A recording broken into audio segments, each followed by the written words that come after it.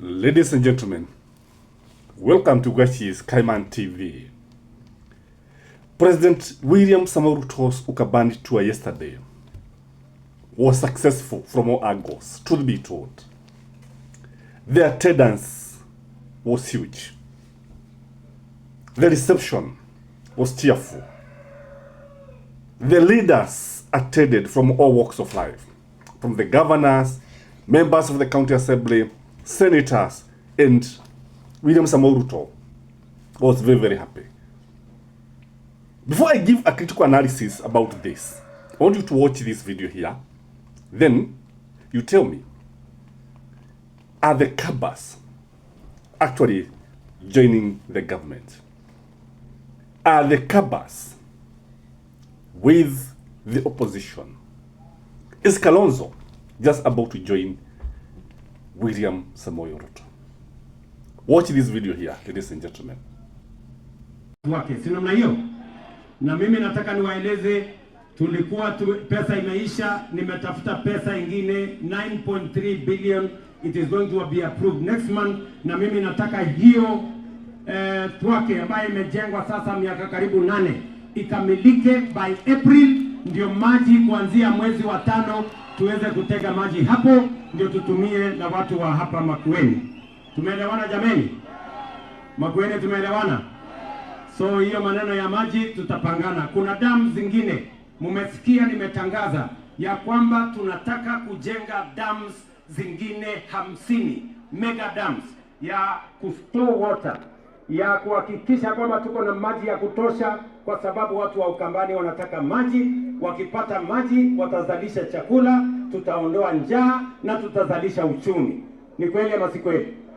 Tuendelee na mambo ya maji. Mtanisaidia tujenge dams mpya? Mtasaidia tujenge dams mpya? Mtaambia hao wabunge nitapeleka mambo bunge. Nimesema tunatengeneza National Infrastructure Fund ambayo itatusaidia kujenga mabwawa ya maji, ile inaitwa mega dams, ambayo itatusaidia kujenga kilomita 10,000 mpya ya barabara ya lami, na ambayo tutatumia kuhakikisha kwamba tuko na stima megawatt 10,000 mpya, ndio Kenya itoke from a third world country to a first world country. Nyinyi mko tayari ama mko tayari? Makueni mko tayari? Mnasema tuendelee? I want to ask you a simple question. If William Samoei Ruto was to visit your area, would you attend that meeting? Would you go to that meeting, ladies and gentlemen? Maybe you can put your comment in the comment section. Now, according to the government, William Samoei Ruto is making inroads in Ukambani region. But I want to differ with this opinion. I want to give the reason why the Kamba community actually attended that meeting in large numbers, why they cheered the president. Now, in our community, we say that when somebody is actually cheering you, it doesn't mean that he loves you.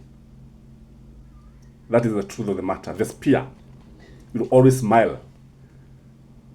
The teeth will always smile at the spear. Now, the reason why the Kamba community attended William Samoei Ruto, one need to understand the history of this nation. One need to understand the Kamba community. One, I have interacted with KAMBAS. I have so many friends who are from the Kamba community. In fact, these days, it is even very difficult to differentiate a Kamba and a Kikuyu. They have interacted so much. They have intermarried so much.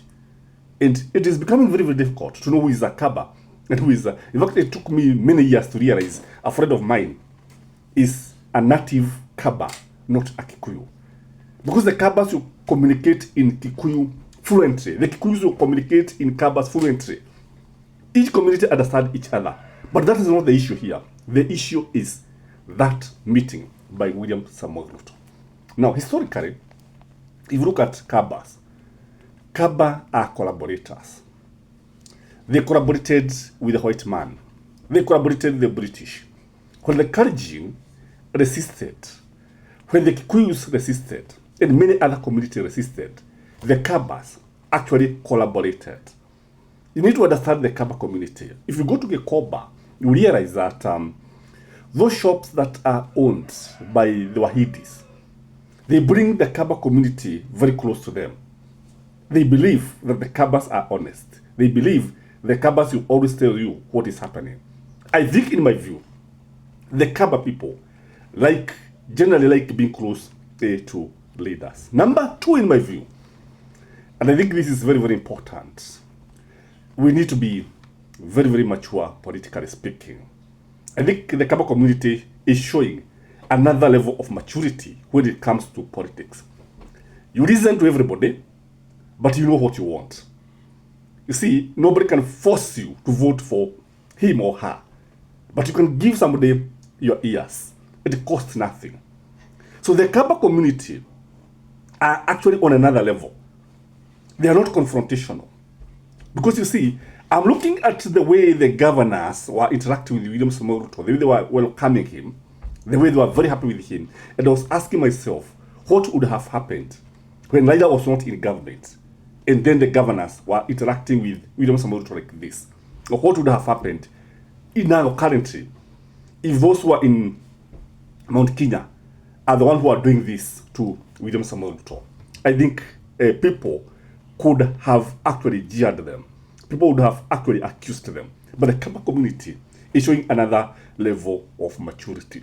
Number three, in my view, this mobilization was done by the Kamba leaders.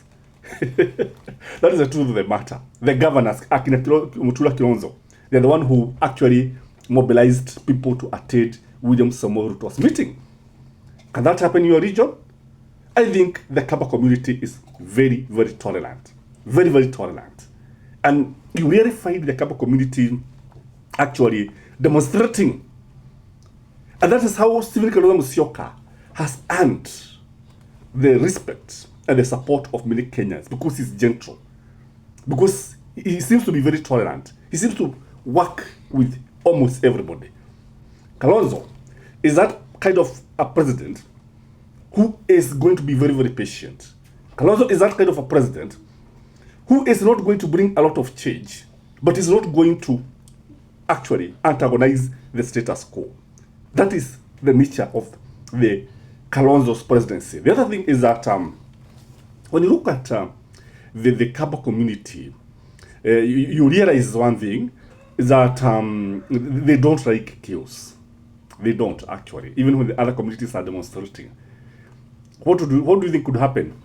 If Kalonzo won the elections, do you think the Kamba community is going to demonstrate?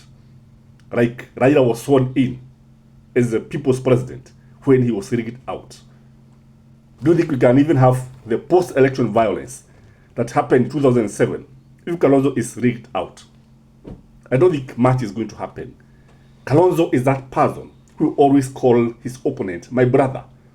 That is why he was welcomed like a king by the Luo community when he graced the grave of Raila Amolo Odinga. That is Kalonzo for you. And that is his nature. And that is the nature of the Kamba people, friendly.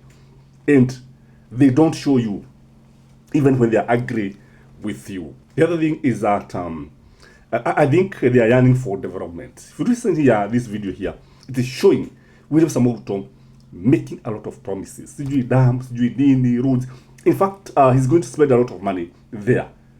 But the big question is, do you think the Kamba community can join William Samoei Ruto? Don't forget that in 2022, William Samoei Ruto got a sizable number of votes. But now, if Kalonzo will be the presidential candidate, I don't think William Samoei Ruto can get even 10%. What do you think, ladies and gentlemen? Is it not at the time the other community embrace this kind of tolerance, this kind of maturity? Like now, we understand that Gachagua is even afraid of going to Bear because goons are being organized. They are coming everywhere in social media and the government is not doing anything. You see, why can they not be tolerant? Let the people decide. That is what I would say. And I've always said this. I have borrowed this from Stanley Jido Matiba, who would always tell Kenyans, let the people decide. Have a blessed day and please like the video. Bye-bye.